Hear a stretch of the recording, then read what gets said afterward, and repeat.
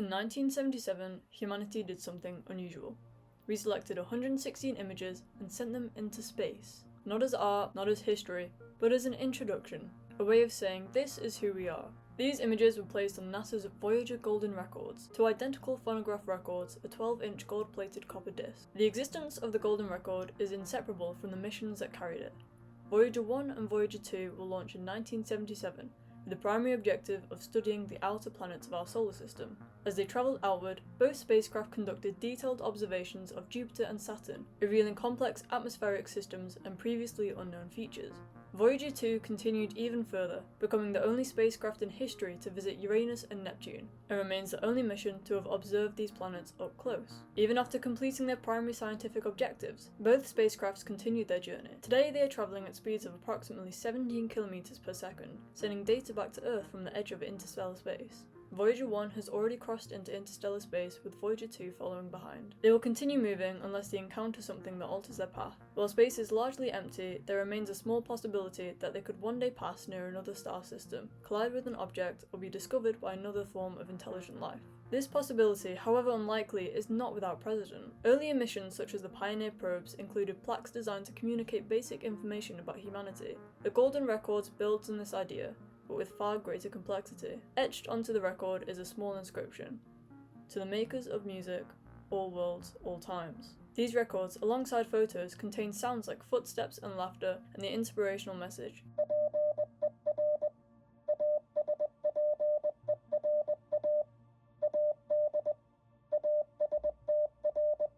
and musical selections from different cultures and eras, from Mozart to Beethoven to Louis Armstrong and Chuck Berry. Extraterrestrials would also hear spoken greetings in 55 ancient and modern languages. The number of native speakers of these languages combined is over 4.7 billion people, comprising over 65% of the world population. This reflects an international effort to present linguistic diversity rather than a single dominant culture. It includes 4 Chinese languages, 12 South Asian languages, and 5 ancient languages. I'm going to butcher every single one of these, but Akkadian, Amoy, Ancient Greek, Arabic, Aramaic,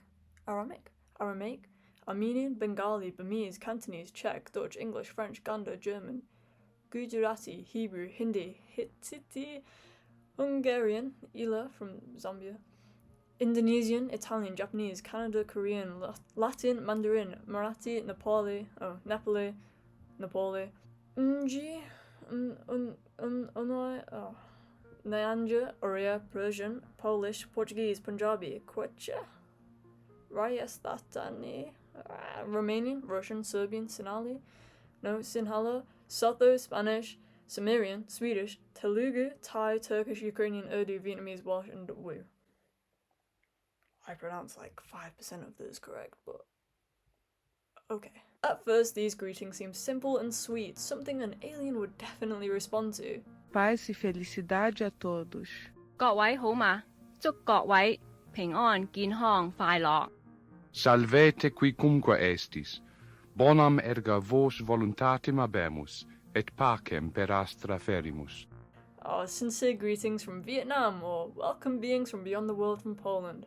I'm sure these extraterrestrials will greet us back, or maybe even say hello to that Swedish computer programmer in the small university town of Ithaca on planet Earth. Good luck to you, mate. And who knows, maybe aliens do speak Turkish after all. Dear Turkish-speaking friends, may the honours of your mornings be upon your heads. I'm actually not so sure about that one, but oh well.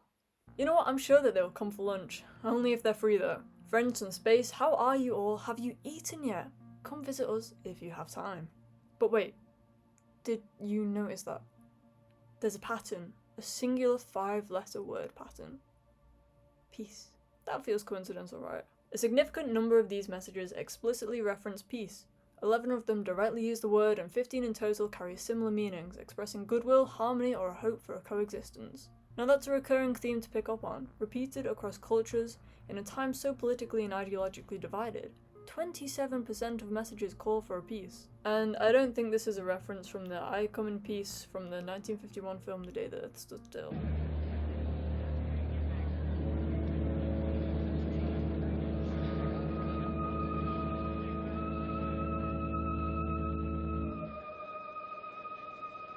We have come to visit you in peace and with goodwill. Even still, our first contact with aliens, even in fiction, we call for peace. Are we fearful of threat? I mean, even the Korean greeting comes off as a bit passive-aggressive. Be peaceful. Whoa! This doesn't describe humanity, nor does it introduce us. Instead, this is more of an instruction. There's something slightly unsettling about that, like less of a greeting and more of a quiet insistence. From the 1951 film to 1977, we are effectively saying the same thing over and over and over again in 55 different languages, and then sending it out into the unknown. What makes it more significant is the historical context. These messages were recorded during the height of the Cold War, a period defined by global tension, nuclear anxiety, and ideological division. And Devalle, the medic, having survived another rescue mission, brings back his wounded man. One man. The enemy soldier who shot Georgeway cannot be found. He may have survived or dragged himself off to die. The United States of America and the Soviet Union were locked in a prolonged standoff, with a constant threat of mutually assured destruction shaping everyday life. Duck and cover. Be sure and remember what Bert the Turtle just did, friends, because every one of us must remember to do the same thing. That's what this film is all about. Duck and cover. This is an official civil defense film produced in cooperation with the Federal Civil Defense Administration and in consultation with the Safety Commission of the National Education Association. Despite this, when humanity was given the opportunity to define itself, to summarize who we are for a potentially extraterrestrial audience, we did not choose to emphasize this power or the conflict or dominance. Instead, we choose peace. These greetings are not simply descriptive, they are aspirational. They reflect not necessarily the world as it was, but the world as we wished it could be. In that sense, the Golden Record begins to feel less like a message intended for alien life, and more like a collective statement directed inward. Among these greetings, one that stands out for its depth and clarity is the Persian message, adapted from a poem by Sadi, reading, "Greetings to the residents of far skies. Human beings are members of a whole. In creation of one essence and soul, if one member is inflicted with pain, other members uneasy will remain." Unlike many other greetings, this does not simply offer peace as a concept. Instead, it acknowledges suffering and interconnection. It recognizes that pain exists, and more importantly, that it is shared. This is significant because it introduces something largely absent from the rest of the record, the reality of human suffering. While most of the images and greetings present a harmonious and controlled version of Earth, this message briefly disrupts the narrative. It suggests that to be human is not only to exist peacefully, but to feel the consequence when that peace is broken. In fact, the most complete depiction of humanity on the Golden Record may not be visual at all. It may exist in something far less structured, the recorded brainwaves of Anne Drian. During the creation of the record, Drian chose to encode her brain activity as a sequence of analog signals. Her intention was to send something internal and unfiltered, something that could not be curated in the same way as images. She later described what she chose to think about during the recording. Initially, she focused on the history of Earth and the development of life, as well as the evolution of human ideas and social systems. However, her thoughts quickly turned into something more immediate and more honest. She reflected on what she described as the predicament that our civilization finds itself in, specifically referencing the violence and poverty that make the planet a hell for so many of its inhabitants. These are precisely the realities that were excluded from the visual and photographic selections. Where the images present order and harmony, Drian's thoughts acknowledge instability, inequality, and suffering. By the end of the recording, she allowed herself a personal moment, thinking about what it felt like to fall in love. This creates a contrast that feels far more representative of human experience, a coexistence of love and suffering, hope and difficulty. Unlike the curated images, this recording does not attempt to simplify humanity. It represents it as contradictory and complex, which may make it the closest thing on the record to an honest representation of Earth itself. And one day, maybe, someone might find them.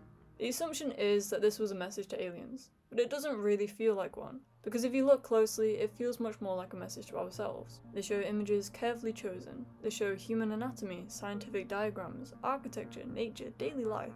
They explain how we look, how we reproduce, how we eat, lick and drink, how we build. They are comprehensive, or at least they try to be. But something about them feels curated. Because this isn't humanity. I mean, look at the state of the world in 1977. This is a version of humanity that was selected, approved, and then sent off by institutions like NASA. This is a self-portrait, it's not a mirror. If these images are accurate, humans seem very instructional, composed, very aware of the camera. The world these images present is unified, peaceful, balanced. But in 1977, the world was none of those things. the mass population definitely didn't feel unified, peaceful, or balanced. People literally believed that communist space aliens would save the world and used it as a coping mechanism. What the hell? And yet, none of that made it onto the record. I guess we didn't lie, we kind of just omitted. In these photos, there is no war, no protest, no hunger, no loneliness, only cooperation, progress, and calm. It's as if we behaved like we're being watched, before we even knew if anyone was watching. So, what are these images? Are they a lie, or are they a wish? Because this version of Earth, peaceful, ordered, cooperative, it does exist, just not consistently. Maybe this isn't who we are, maybe it's who we want it to be.